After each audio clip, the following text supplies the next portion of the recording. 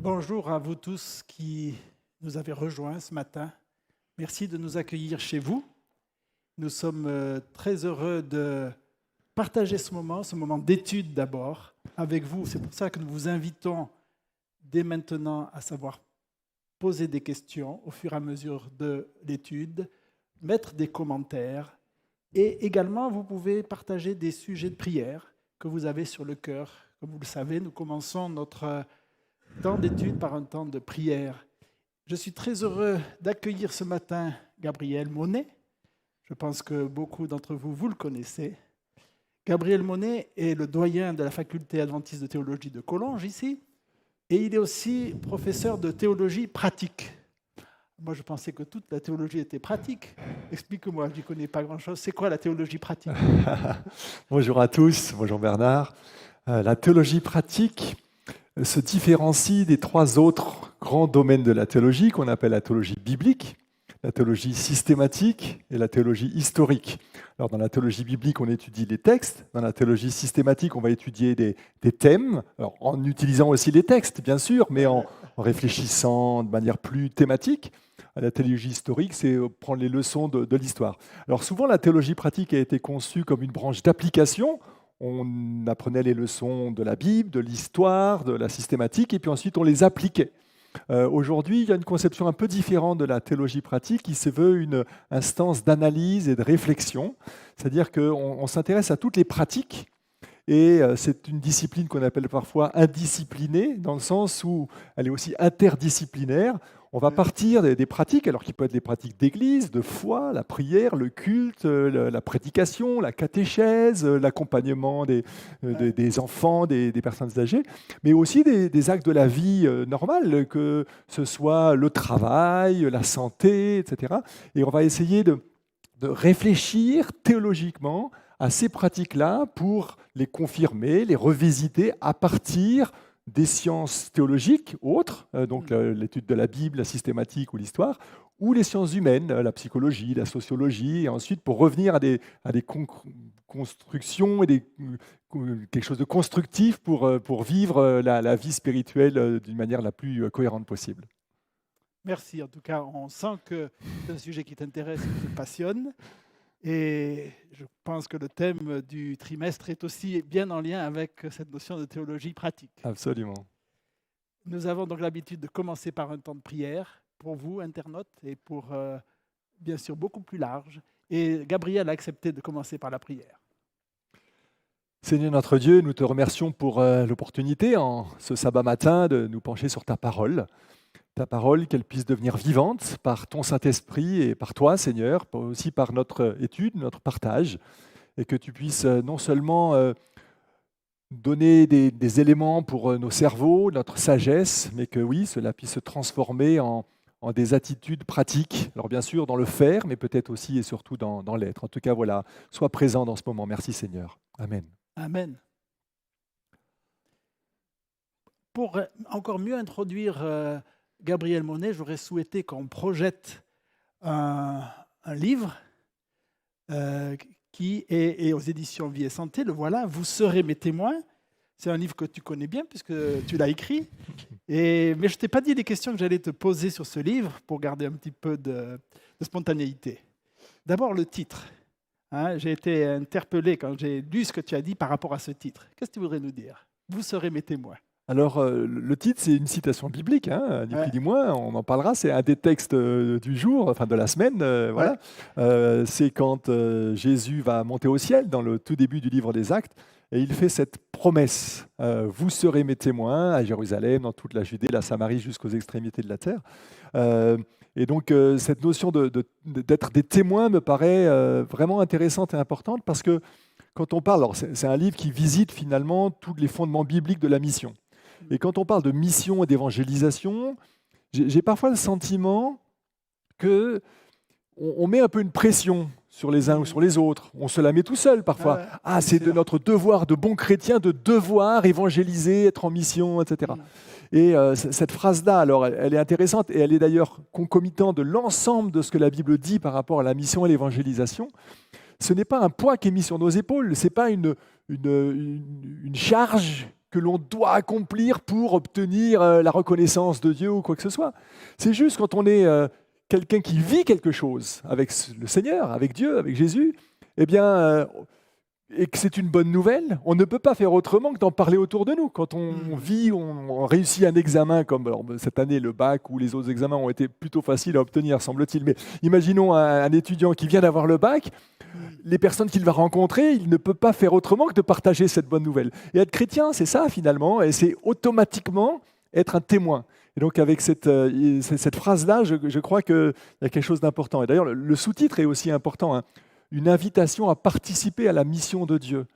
Prendre conscience que la mission, ce n'est pas d'abord la nôtre, ce n'est même pas d'abord celle de l'Église en tant que telle, mais c'est la mission de Dieu qui est le premier missionnaire. Dès le moment où Adam et Ève vont pécher, à partir du moment où il y a péché, il y a besoin d'une réconciliation avec Dieu, et donc il y a besoin de cette reconnexion, et c'est Dieu lui-même qui, dans le jardin d'Éden, va à la rencontre. Et c'est ça le mot mission, hein.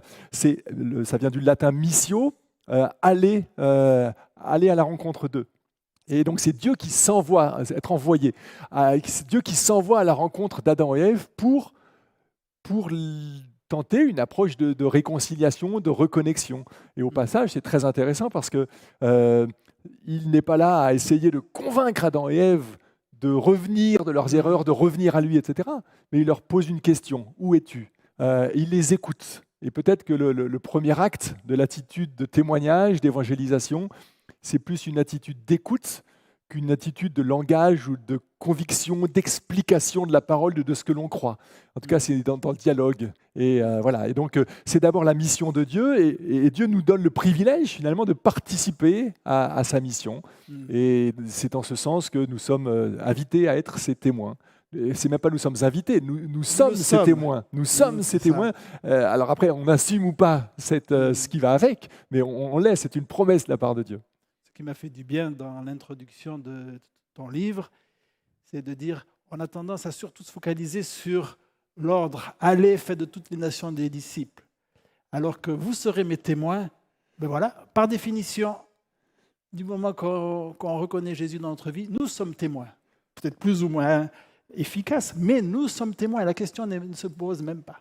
C'est absolument exact et vrai et important, je crois. Et d'ailleurs, avant le « vous serez mes témoins », Jésus dit à ses disciples, vous recevrez le Saint-Esprit. Vous allez recevoir une puissance, le Saint-Esprit surviendra sur vous et vous serez mes témoins. C'est-à-dire qu'il ne faut pas non plus trop se focaliser sur la part de l'humain. Elle est importante, elle est essentielle. Et pour chacun d'entre nous, c'est vital d'en avoir conscience. Mais dans ce texte-là, il ne faut pas oublier que le Saint-Esprit va faire de nous des témoins. Et dans le texte que tu as cité, qui est le texte le plus récurrent pour parler de la mission « Allez, faites de toutes les nations des disciples », on oublie que la phrase de Jésus, la dernière phrase de Jésus dans l'évangile de Matthieu, elle ne commence pas par ce « Allez, faites de toutes les nations des disciples ». Tout pouvoir m'a été donné dans le ciel et sur la terre, donc, j'ai presque envie de dire, allez, faites de toutes les nations des disciples. C'est sur la base de la toute-puissance et de la toute-présence de Jésus que nous pouvons aller et faire des disciples. Et ça va exactement dans le sens de ce qu'on disait il y a un instant, que c'est d'abord la mission de Dieu dans laquelle on est un des participants, mais c'est bien Jésus qui a tout pouvoir et toute présence qui rend possible notre petite part. Merci. En tout cas, le livre peut être obtenu aux éditions Vie et Santé. Le format papier, ça sera compliqué pendant l'été, mais par contre, le format numérique est accessible en quelques minutes. Alors, encore une dernière question d'introduction. Lorsque nous avons préparé le planning du trimestre, j'ai été demandé quel sujet tu aimerais traiter. Tu as dit, si possible, la leçon 3. Donc, dans le titre, voir les autres avec le regard de Jésus. Pourquoi cette question-là t'a particulièrement attiré? Alors, pour être franc, j'aurais été prêt à animer toutes les leçons du trimestre parce qu'elles sont toutes aussi intéressantes les unes que les autres. Mais je me suis basé presque plus sur les titres des différentes semaines. C'était il y a plusieurs moments déjà. Cette question du regard, elle m'intéresse. Je l'ai un petit peu réfléchi, exploré. Et de ce fait-là, j'étais intéressé à pouvoir partager un petit peu certaines de mes réflexions par rapport à cette question de la manière dont nous voyons les autres et de la manière dont nous sommes vus par Jésus. Parce que j'ai la conviction que Euh, bien sûr, on se focalise sur ce que l'on connaît. La sagesse, la connaissance, l'étude de la Bible, et ça c'est important, pour pouvoir essayer autant que possible de comprendre qui est Dieu, qu'est-ce que Jésus a accompli pendant son ministère et au travers de sa passion, et comment ça peut s'actualiser aujourd'hui. Donc le partage de la sagesse, de la connaissance est essentiel. C'est ce qu'on peut appeler la théologie, si on peut dire, et avoir des bonnes doctrines, une orthodoxie, pour utiliser un terme un tout petit peu technique. Puis très vite, on peut aller dans le sens de les conclusions de cela ou les applications de cela, c'est des bonnes pratiques, une orthopraxie. Donc il faut faire ceci, il faut faire cela. Le bon adventiste, il respecte bien son sabbat, il ne fait pas ceci, il ne mange pas cela. Et on est dans les actes. Et c'est important, les actes, pour aller en cohésion avec la connaissance. Donc le cerveau qui débouche sur la main, si on peut dire. Mais il y a une autre dimension qui me paraît essentielle. C'est justement cette question de pas seulement avoir des doctrines justes et des actes justes, mais un cœur juste. Et Jésus va d'ailleurs le reprocher à certains de ses contemporains qui étaient croyants. On se focalise souvent un peu négativement sur les pharisiens, mais il faut peut-être aussi qu'on change de regard sur les pharisiens et pas toujours les critiquer de manière trop radicale et unilatérale. Mais c'est vrai que les pharisiens, ils étaient focalisés sur ce faire. Et Jésus le leur reproche. Parce qu'on peut avoir des bonnes croyances et des bonnes pratiques, mais finalement que ça ne corresponde pas à l'idéal de Dieu. Parce que les pharisiens, à un moment donné, quand il y a un homme à la main sèche, et Jésus leur dit « Est-ce que je peux guérir cet homme le sabbat ?» ils gardent le silence. Parce que intellectuellement, dans leur cerveau, ils disent « Oui, bien sûr, on peut faire du bien. Mais le sabbat, le sabbat, on n'agit pas. » Donc ils sont retenus dans leur agir, pour des raisons qui ont leur légitimité intellectuelle, si on peut dire. Mais Jésus dit, mais la priorité là-dedans, c'est le cœur. Et vous n'avez pas réussi à dépasser cela. Et dans cette dynamique, je crois qu'avoir un cœur juste va générer un regard positif vis-à-vis de ceux qui nous entourent. Et on va revenir pendant tout le moment d'étude là, et les textes vont nous y aider. Mais je crois que, justement, la manière dont on regarde les événements, bien sûr, mais surtout les gens qui nous entourent, quels qu'ils soient, finalement, et dont on se regarde soi-même aussi parfois, c'est ce trait d'union entre le cerveau et les mains, par le cœur. Finalement, on voit bien si on a un cœur transformé et rempli de Jésus. Et cette question du regard me paraît vraiment intéressante. Ouais. Alors, on va justement commencer l'écoute du texte par rapport au regard de Jésus et au regard plus largement, dans Marc 8, versets 22 à 26. Donc nous allons lire Marc 8, 22 à 26. Ils se rendirent à Bethsaïda. On lui amena un aveugle et on le supplia de le toucher. Il prit l'aveugle par la main et le conduisit hors du village. Puis il lui mit de la salive sur les yeux, lui imposa les mains et lui demanda « Vois-tu quelque chose ?» Il ouvrit les yeux et dit « Je vois des hommes, mais comme des arbres, et ils marchent. » Jésus lui mit de nouveau les mains sur les yeux, et quand l'aveugle regarda fixement, il était rétabli et voyait tout distinctement. Alors Jésus le renvoya dans sa maison en disant « Ne rentre pas au village. » Que dire par rapport à ce texte-là ? Il y a plein de questions. Hors du village, en deux fois, bien voir distinctement, ou voir des hommes qui marchent, des arbres qui marchent. Alors, c'est intéressant parce que la tentation, quand on lit dans les évangiles tous les miracles que Jésus fait, c'est de se dire « Waouh, Jésus, il est fort quand même, il arrive à faire des miracles. » Et on ne se sent pas plus concerné que ça, parce que, en tout cas, ni toi ni moi, Bernard, ne sommes aveugles. Et on se dit, la leçon que je peux tirer d'un épisode comme celui-ci, c'est que Jésus est capable de rendre la vue aux aveugles. Mais je ne suis pas forcément concerné. Néanmoins, je crois que c'est très intéressant d'essayer de lire l'ensemble des récits de miracles qu'il y a dans les évangiles, avec une lecture qu'on peut appeler existentielle, c'est-à-dire essayer de faire le lien, malgré tout, avec le lecteur que nous sommes, qui a priori ne sommes pas ni aveugles, ni paralytiques, ni etc., mais qui malgré tout, en tout cas physiquement, mais qui peut-être spirituellement, pouvons être concernés par un certain nombre de ces aspects. Un paralytique, ben voilà, moi je peux me lever et marcher là, mais parfois peut-être que existentiellement, voilà, dans ma manière d'être, de concevoir et de gérer la vie, je suis handicapé, je suis dans la difficulté d'aller de l'avant. Alors d'aller de l'avant pour demander pardon à quelqu'un, pour initier une relation, etc.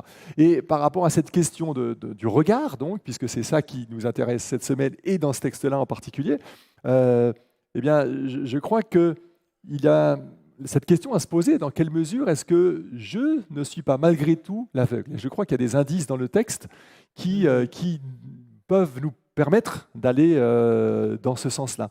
Et du coup, la manière dont Jésus guérit cet aveugle, alors déjà le fait qu'il le guérisse et la manière dont il le guérit, devient tout un programme pour la guérison peut-être de notre cécité ou de certaines de nos cécités, de nos difficultés à voir, en tout cas de manière correcte et conforme à l'esprit de Jésus.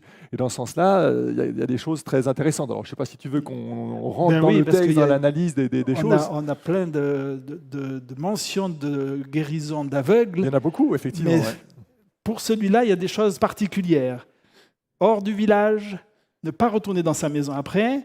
Ensuite, il a été amené. Ensuite, ça se fait en 2 temps. Et à un moment donné, il voit des gens comme des arbres qui marchent. Pour moi, ça fait partie des caractéristiques. Mais pourquoi cela? Alors, peut-être une remarque préalable avant de rentrer dans le détail. C'est intéressant de mettre ce récit de miracle dans le contexte de l'évangile de Marc. Et je crois qu'il y a une unité alors, plus large, mais il y a clairement une sorte de réponse à un autre miracle qui se trouve à la fin du chapitre 7. Donc la page d'avant dans ma Bible, c'est la guérison du sourd muet. Et alors on ne va pas le lire en entier, mais Jésus quitta le territoire de Tyr. On amène un sourd qui avait de la difficulté à parler, on le supplie de lui imposer les mains, le prenant loin de la foule, à l'écart, Jésus met les doigts sur ses oreilles, les crache, touche avec sa langue, puis il dit Ephphatha, c'est-à-dire ouvre-toi, un mot qui est très long, qui rejoint peut-être la double étape de la guérison de l'aveugle, et aussitôt ses oreilles s'ouvrent, etc. Donc on voit que dans les 2 cas, celui que tu as lu, la guérison de l'aveugle, qui nous intéresse plus particulièrement, mais aussi la guérison du sourd-muet, on a exactement le même schéma et le même processus. Alors pourquoi je dis ça? Parce que non seulement c'est important de bien voir, mais c'est aussi d'avoir des yeux qui correspondent à l'idéal de Jésus, mais aussi d'avoir des oreilles. Ce n'est pas absent même de la leçon d'école du sabbat de cette semaine, donc c'est peut-être intéressant. Mais ensuite, une des clés de lecture et d'interprétation de ce récit ou des 2 récits de miracles se trouve dans le passage au milieu. Alors on va y venir dans un instant, mais effectivement, quand on est aveugle, qu'est-ce qui se passe? La même chose quand on est sourd-muet, finalement, à un échelon différent. L'aveugle, il ne pouvait pas venir tout seul à Jésus, donc il est dépendant. C'est pour ça qu'on amena l'aveugle à Jésus. Il ne pouvait pas venir tout seul.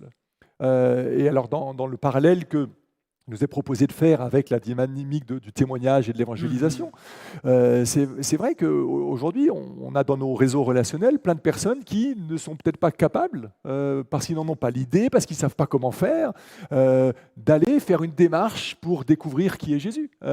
Et donc, dans ce sens-là, cet aveugle-là, il est dépendant des autres.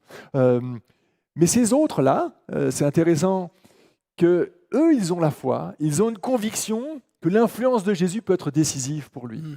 Et dans ce sens-là, ça met en évidence le fait que la foi des amis, la foi des proches, la foi de ceux qui témoignent, elle compte dans l'histoire des conversions. Donc on a un rôle à jouer. Alors bien sûr, c'est le Saint-Esprit qui convainc de péché, de justice et de jugement, c'est Dieu qui convertit les cœurs.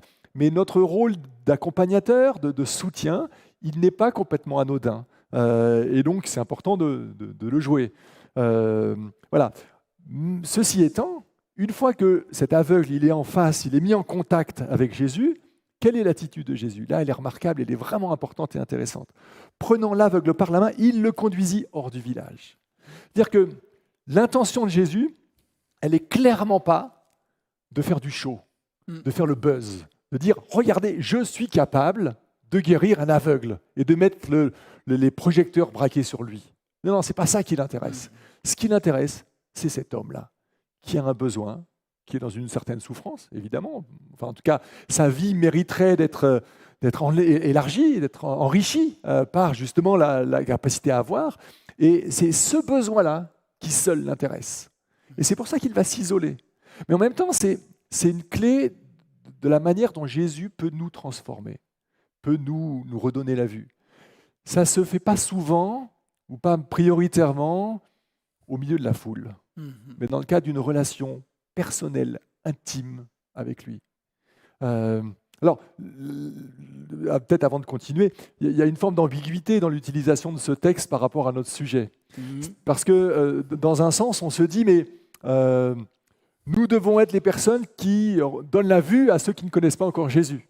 Et c'est vrai, dans un sens.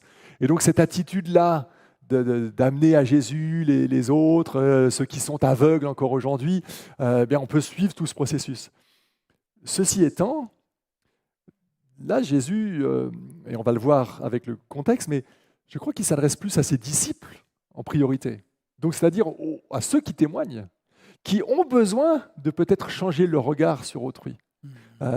D'où l'importance pour nous aussi, en tant que chrétiens, de faire exister cette relation personnelle qui seule sera susceptible de faire que Jésus puisse continuer, j'ai envie de dire, à nous transformer, parce que c'est une œuvre de création incessante.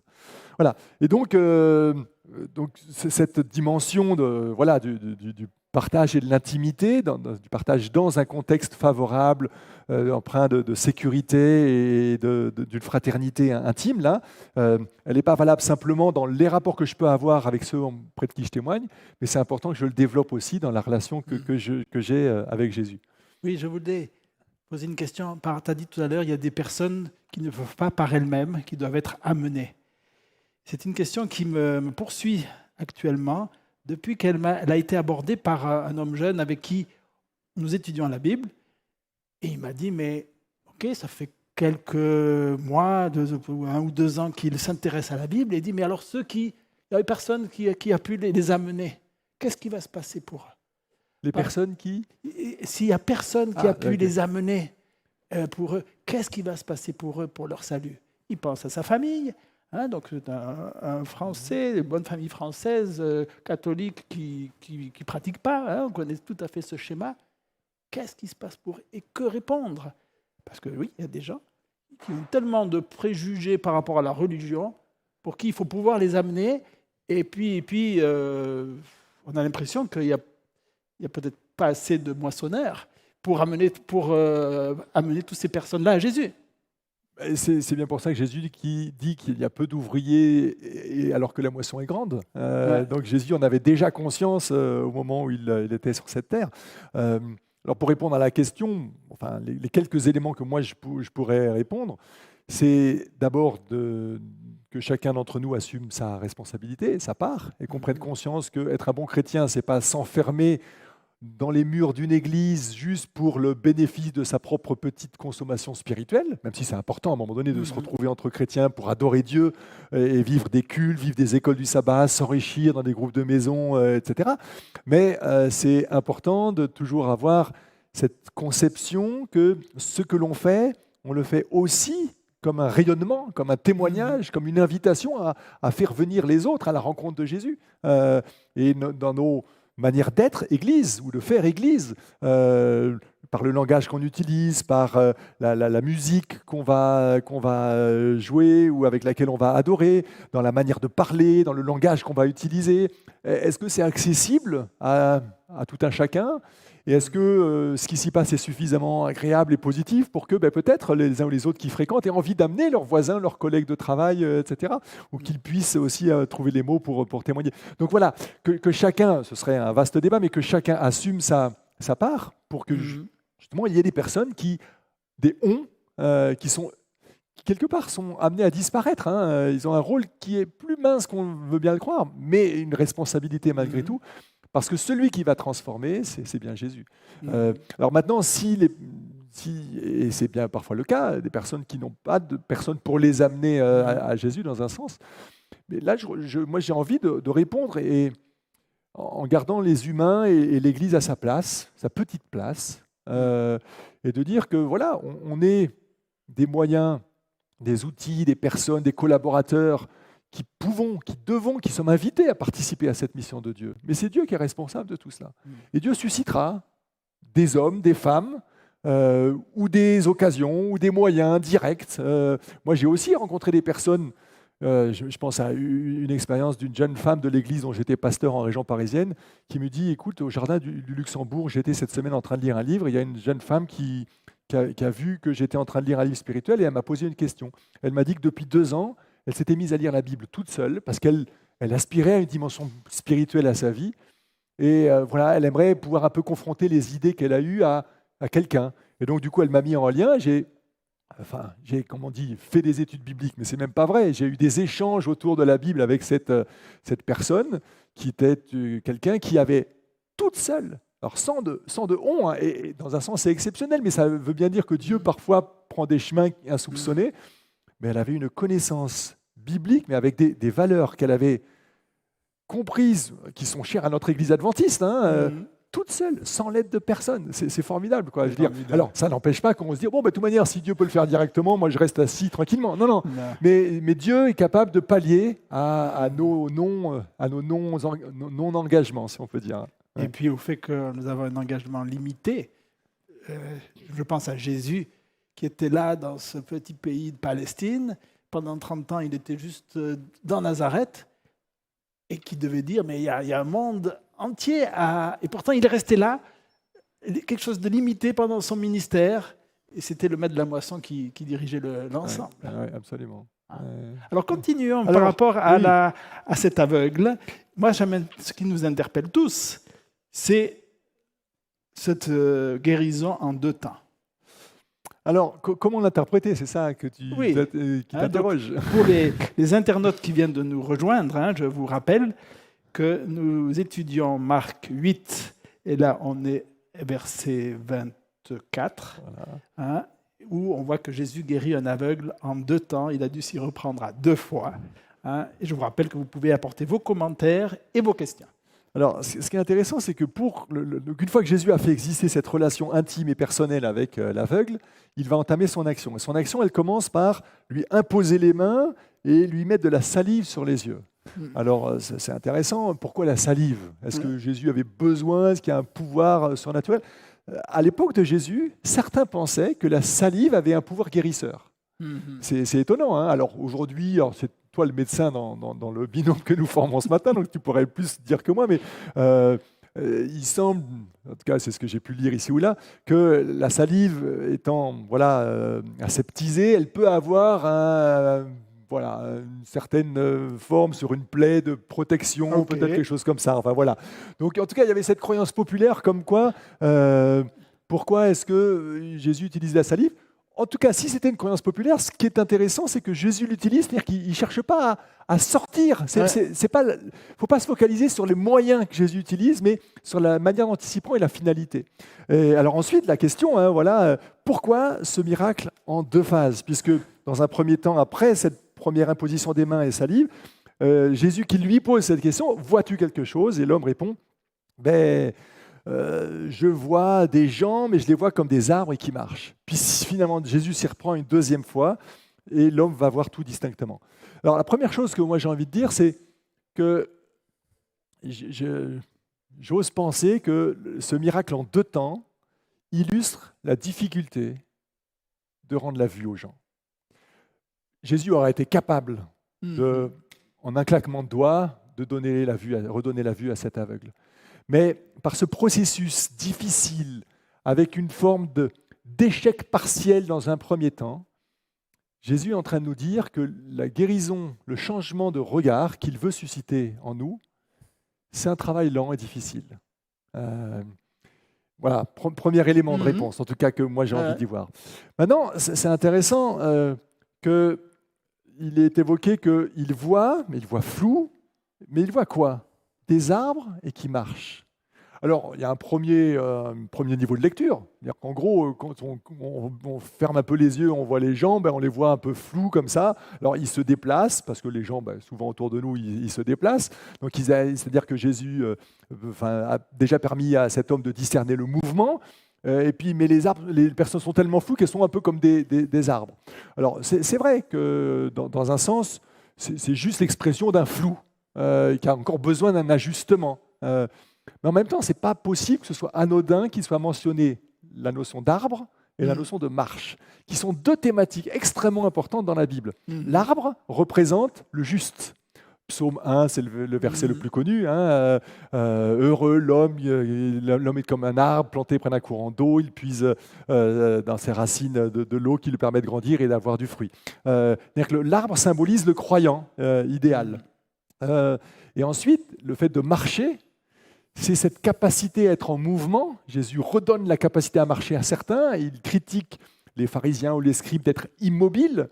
Le chrétien est comparé chez Paul notamment plus tard, dans les textes ultérieurs, même si l'évangile de Marc a peut-être été écrit après les épîtres de Paul, mais voilà, la notion de marche dans la foi, elle est extrêmement importante.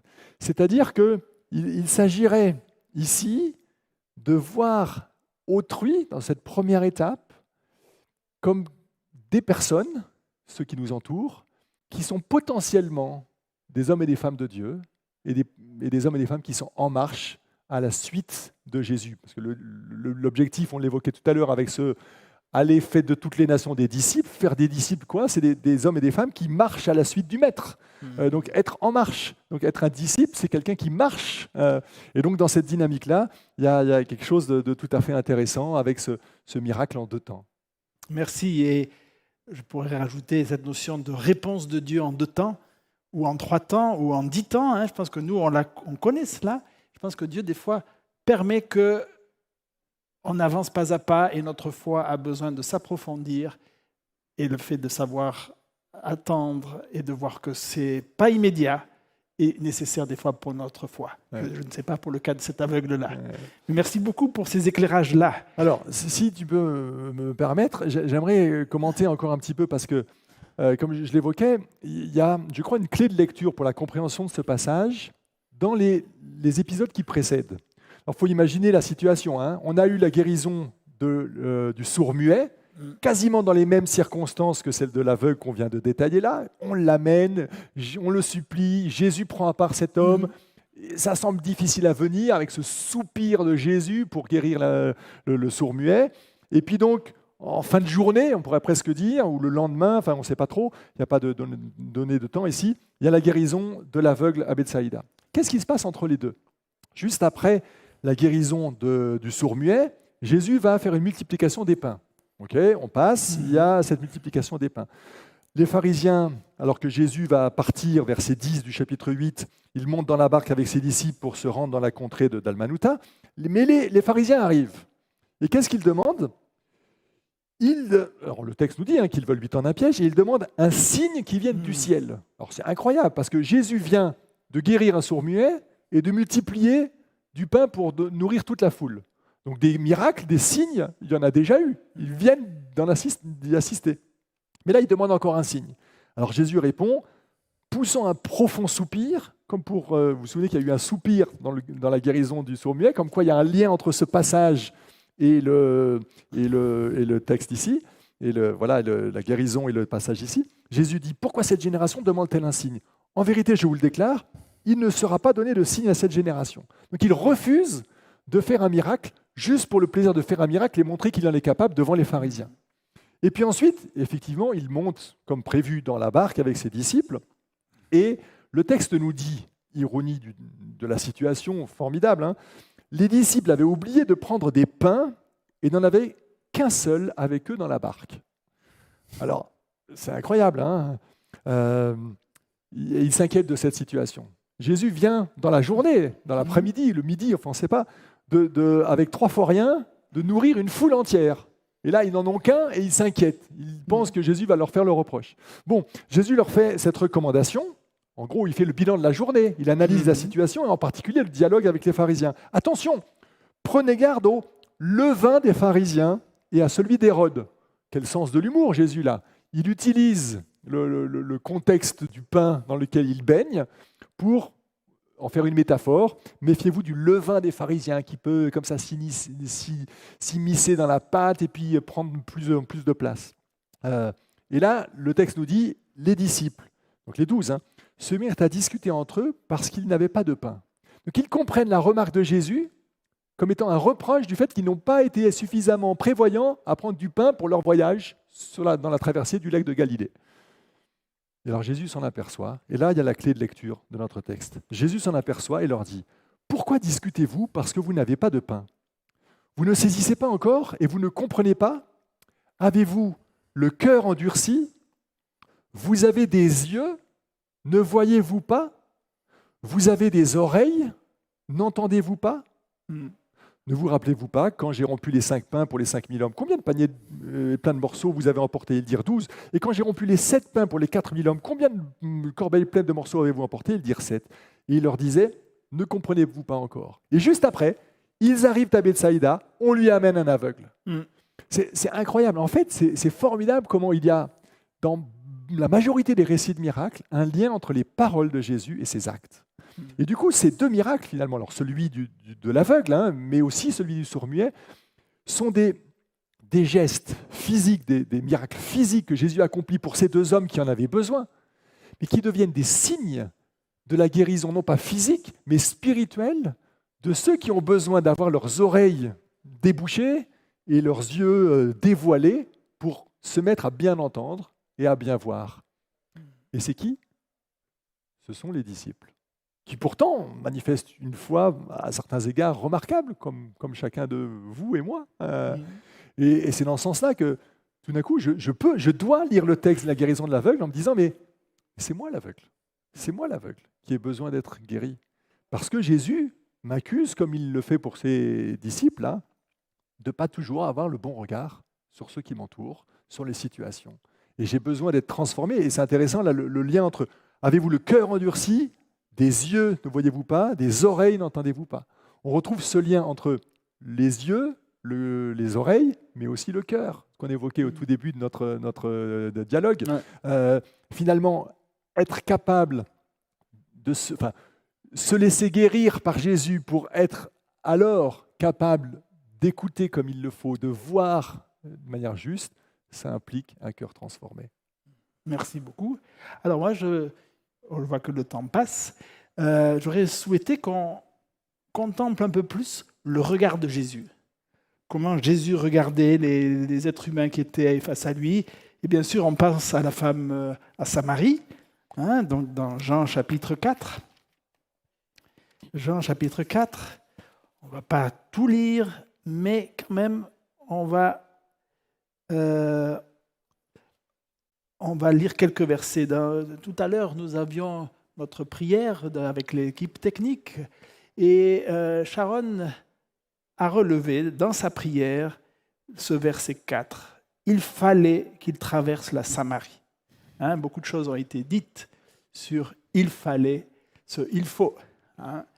Et il y a même la dernière partie du questionnaire qui parle de cette notion d'opportunité. Qu'est-ce que tu pourrais dire par rapport à la notion de « il faut » Alors, je prends ce texte-là, cette expression-là, comme cette conviction que Jésus a, probablement, qu'il a quelque chose à faire dans ce lieu spécifique.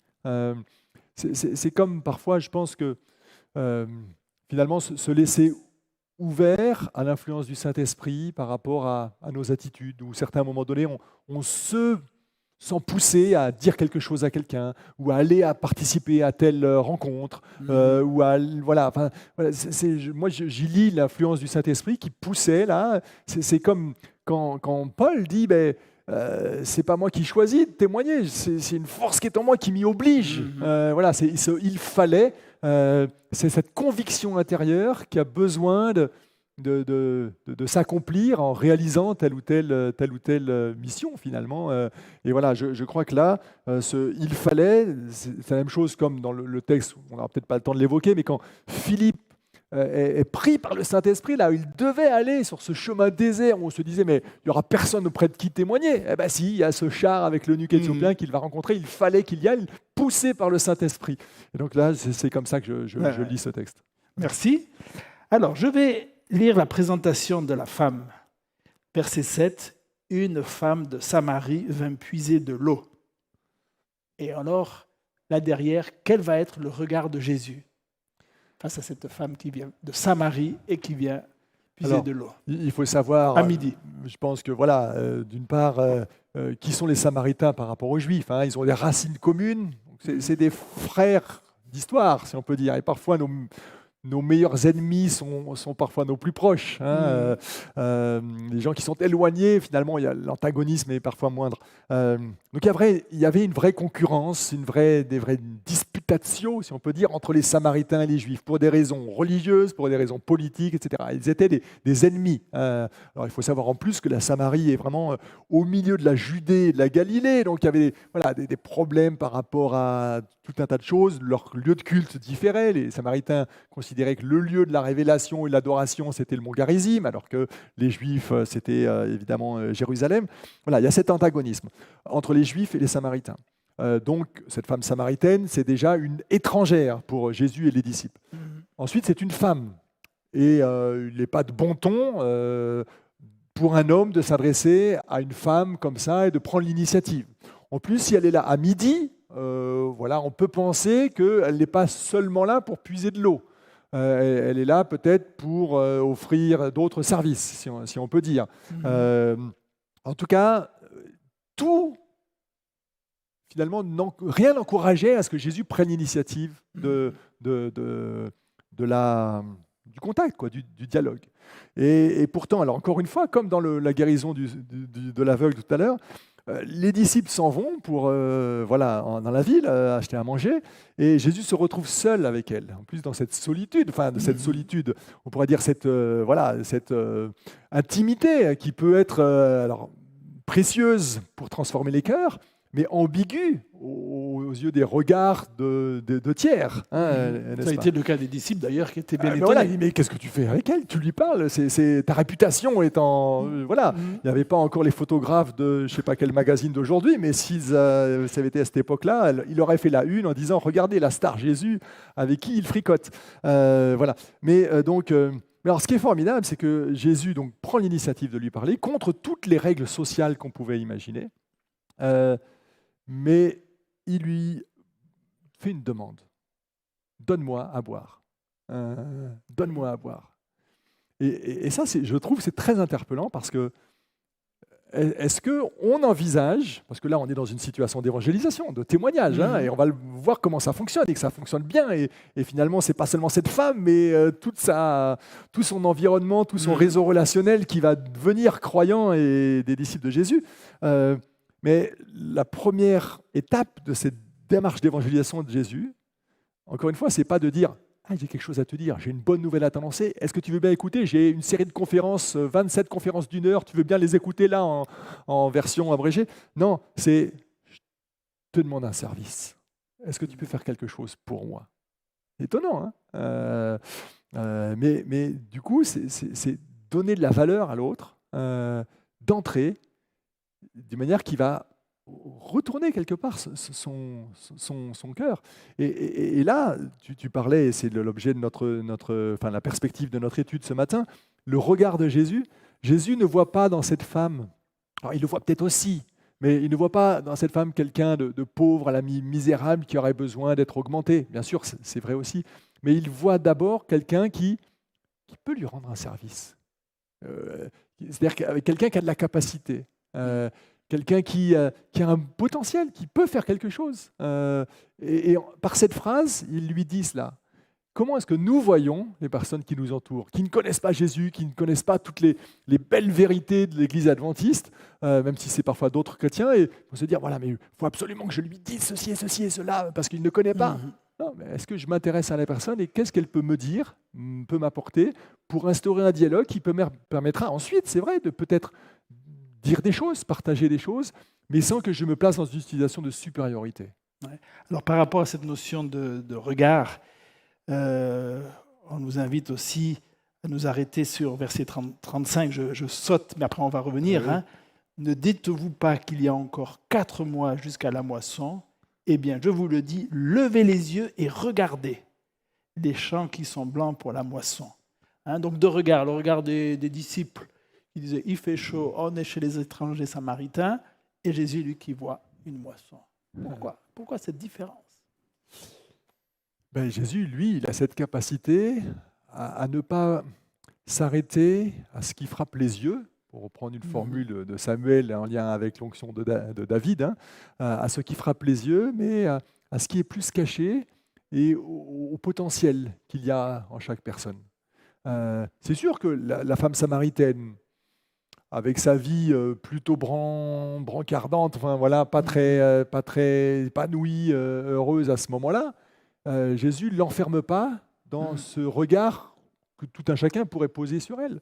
Mais il voit en elle quelqu'un qui a des potentialités autres.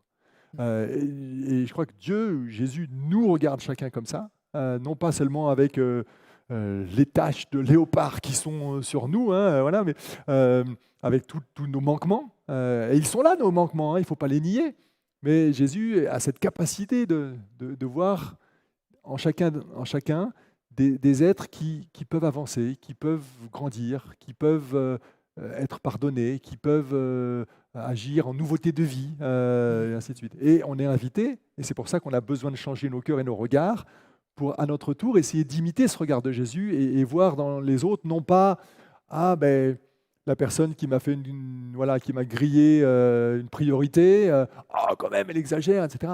Mais peut-être que j'ai prié pour elle parce que si elle n'a pas été attentive, c'est qu'elle est préoccupée dans sa tête par rapport à un problème qu'elle a avec l'éducation de ses enfants. Voilà, je veux dire, je prends juste un exemple très banal, volontairement concret pour dire, mais finalement, on est tellement enclin à s'arrêter à une première lecture de ce qui se passe, de ce que disent, ce que sont, ce que donnent à voir les gens. Jésus, lui, avait cette capacité à voir plus loin, et pas seulement même le présent, mais un potentiel en devenir. Alors la leçon, on a déjà vu cette leçon. Merci Ragonote pour la question. Je pense qu'on a répondu tout à l'heure à cette... Et Roland nous pose cette question. Peut-on être un bon témoin quand on est dans le jugement? Alors dans le jugement, je suppose que c'est l'évocation justement d'une forme d'ancrage de la vision qu'on a de quelqu'un.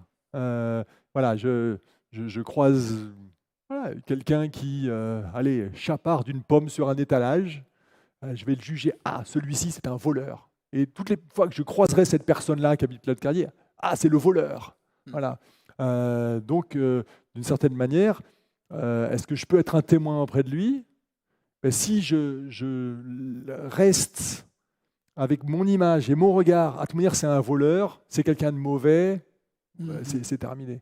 Alors que peut-être simplement c'est quelqu'un qui souffre de la faim parce qu'il a perdu son emploi, parce que je ne sais pas quoi, il s'est fait exclure de chez lui parce qu'il ne pouvait plus payer son loyer. Et que tout d'un coup, si je change mon regard, je peux le voir différemment et là je peux devenir un témoin. Je peux avoir de l'empathie pour lui. Je peux pas commencer par lui donner une bonne étude biblique, mais simplement dire tiens, j'ai acheté 1 kilo de pommes et je te le donne parce que je sens que ça peut être utile pour toi. Et ce sera un geste altruiste qui sera un début de témoignage. C'est là que ça rejoint ce qu'on a vu par rapport à la guérison en 2 temps. C'est déjà bien de voir les gens, parce que des fois on ne les voit même pas. Et déjà on commence à les voir, mais c'est un peu flou. Et là, Jésus va continuer pour qu'on les voit comme tu es en train de l'expliquer. C'est très intéressant, parce qu'il y a la manière dont cette femme samaritaine s'adresse à Jésus, le temps d'une discussion, le temps de cette journée d'échange, parce qu'à un moment donné, elle va partir puis revenir. La première réaction, après ce fameux « donne-moi à boire », etc., c'est « Comment, toi, un juif, me demandes-tu à boire à moi, une femme samaritaine ?» Donc elle l'appelle le juif, et c'est un juif négatif, péjoratif. Voilà. Et puis après Jésus, si tu connaissais le don de Dieu, qui est celui qui te dit « donne-moi à boire ?» Peut-être que c'est toi qui lui demanderais, etc. Et puis du coup, la femme s'adoucit. Alors, on a probablement un résumé de la chose. Ensuite, la femme lui dit « Seigneur, tu n'as même pas un seau pour tirer. » Alors ce Seigneur-là, il ne faut pas le prendre dans le Seigneur tel que nous, on l'utilise dans nos prières. Ouais. C'est plutôt le monsieur. Voilà. Mais tout d'un coup, on voit « toi, juif, toi, Seigneur, monsieur, quelqu'un de respectable. Ah bon, mais tu n'as même pas un seau, qui es-tu, etc. » Et puis le texte avance, il y a cet échange, et ensuite, Seigneur, lui dit la femme, je vois que tu es un prophète. C'est intéressant. Tout d'un coup, par le témoignage que Jésus, il évoque cette eau de la vie, etc., tout d'un coup, elle change son regard sur Jésus et elle voit en lui un prophète.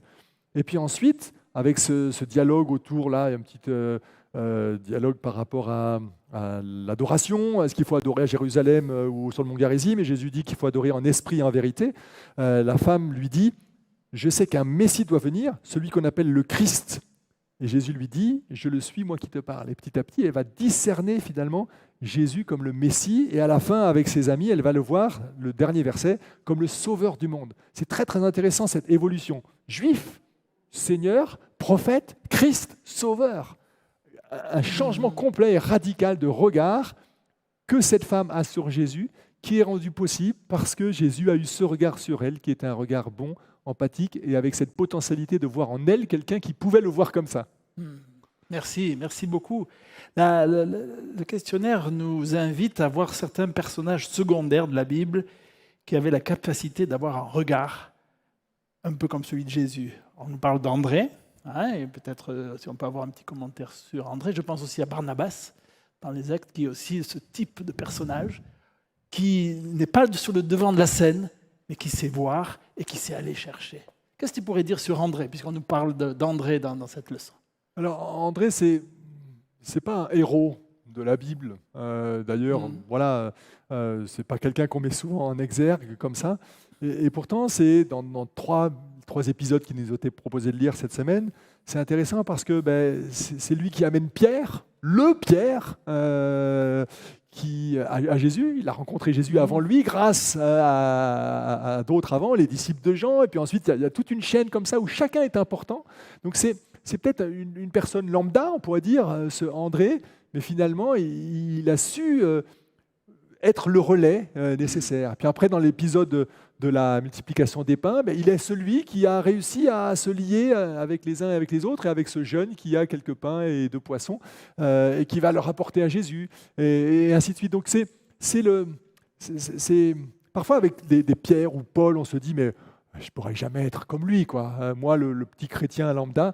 Par contre, avec André, on peut s'identifier et réaliser que l'André, il a une place finalement pas si anodine que ça dans la Bible. Et ça rejoint cette idée que voilà, chacun, quelle que soit notre place, notre rôle, et on a évoqué tout à l'heure ce verset de « vous serez mes témoins », et on est invité à l'être à Jérusalem, dans la Judée, dans la Samarie, et jusqu'aux extrémités de la terre. On se dit parfois, être un missionnaire, je vais aller à l'autre bout de la terre pour évangéliser. Mais non, on est invité à chacun commencer dans sa petite Jérusalem, c'est-à-dire son environnement le plus proche, auprès de ses connaissances. Et c'est ce qu'André a fait, et il a très bien fait, et il a contribué dans une chaîne immense à faire que finalement le témoignage de Jésus puisse se répandre et faire émerger la première Église. Alors, il nous reste 1 minute. J'aurais voulu qu'on lise justement ce que André a fait avec les Grecs. Jean 12. Et puis, en fait, André a l'air dire à Jésus qu'il y avait des Grecs qui étaient là. Et à ce moment-là, Jésus s'est approché d'eux. Donc, je trouve que là, on a cet exemple-là. Lorsqu'on voit des personnes, pourtant c'était des Grecs, c'était effectivement pour les Juifs pas les personnes les plus candidates au royaume de Dieu, il a su les amener à Jésus, en parler à Jésus d'eux. En tout cas, je me sentirais poussé peut-être de terminer ce temps d'étude par un temps de prière. Je vois qu'on nous donne 5 minutes de plus. Très bien, alors ça c'est parfait. Mais moi, ce que je retiens de cette étude, c'est ce besoin d'avoir notre regard changé, même si on voit les gens, c'est déjà pas mal. Si on les voit comme Jésus les voit, c'est encore mieux. Si on voit qu'il y a une moisson autour de nous, c'est parfait. Et là, on peut être dans cette définition de témoin. Alors, il nous reste un peu plus de temps que prévu. Parfait. Alors peut-être je rebondis sur ce que tu viens de dire. Et c'est une des conclusions, je crois, qu'on peut tirer de notre échange de ce matin et de la leçon de cette semaine. C'est que finalement, quand on parle de mission, d'évangélisation, de témoignage, on est, et c'est légitime, focalisé sur les autres, sur ceux qui ne sont pas encore chrétiens, et comment est-ce qu'ils vont pouvoir devenir chrétiens. Et c'est effectivement le point de mire, un sujet d'attention qui est nécessaire et utile. Mais le process de témoignage, même si, comme certains a dit quelqu'un une fois, l'Église est la seule association qui existe pour le bénéfice de ses non-membres. Ce n'est pas toujours vrai, et ça n'est peut-être pas assez. On est parfois un peu un club un peu trop fermé, mais on devrait être une église, enfin une association qui existe. On existe, entre autres, pas seulement, je crois, mais effectivement pour témoigner et pour faire que d'autres puissent découvrir Jésus. L'Église comme un moyen, c'est la première phrase du livre Conquérant Pacifique d'Ellen White. L'Église est le moyen que Dieu a choisi. Ce n'est pas une fin, c'est très intéressant, c'est un moyen, ce n'est pas une fin. La fin, c'est qu'il y ait des disciples. Moi le premier, mais bien sûr bien d'autres. Mais pour revenir à cette idée, bien sûr, il faut être focalisé sur autrui, cet altruisme, il est essentiel, mais en même temps avoir conscience que la démarche d'évangélisation, elle démarre en moi, par l'action de Jésus transformatrice de mon cœur, de mon regard, de mon attitude et de mon aptitude qui me fait avoir une aptitude à m'intéresser à autrui. Ce n'est pas juste une recette qu'on va appliquer. Voilà, on m'a dit, allez, il faut aller distribuer ceci, aller raconter cela, et puis je le fais comme un robot. Non, non, c'est des hommes et des femmes transformés qui sont le terreau, finalement, de ces semences qui vont pouvoir grandir. Merci. Alors, je vous invite à un moment de prière et plutôt même d'engagement entre nous. Et j'invite aussi les personnes qui sont dans la salle ce matin, ceux qui sont avec nous par Internet, pour que nous puissions être à l'écoute de Dieu pour cela. Seigneur notre Dieu, tu vois ce que nous venons ensemble d'écouter à travers les paroles de Jésus, à travers la façon dont Jésus était, dont Jésus regardait, dont Jésus parlait et agissait. Transforme-nous pour que nous ayons ce regard-là. Et même si au début nous voyons mal, et que nous puissions voir un petit peu les personnes qui sont autour de nous, voir le potentiel de ces personnes, merci parce que jour après jour, par ton esprit, tu sauras nous transformer. Merci parce que nous ne devenons pas témoins, nous sommes témoins parce que nous t'avons accepté dans notre vie. Eh bien, merci pour ce privilège que tu nous donnes de ce cheminement de témoins avec toi. Merci parce que tu ne nous demandes pas d'être des témoins pour la terre entière, mais autour de nous, là où nous sommes, de jouer ce rôle-là. Je te prie pour toutes les personnes qui sont avec nous ce matin, qui nous écoutent, qui sont présents dans la salle également. Merci pour les techniciens qui sont là aussi et pour les dons que tu as donnés à chacun. Par le nom de Jésus. Amen. Amen. Merci d'avoir été avec nous ce matin et je vous invite à continuer dans cette démarche de prière au cours de toute la semaine à venir parce que la semaine prochaine, c'est le thème, la place de la prière, en particulier de la prière d'intercession dans le cadre d'être des témoins pour Jésus. Bon sabbat à vous tous et merci Gabriel vraiment d'avoir accepté d'être participant aujourd'hui. Merci Bernard et bon sabbat à chacun.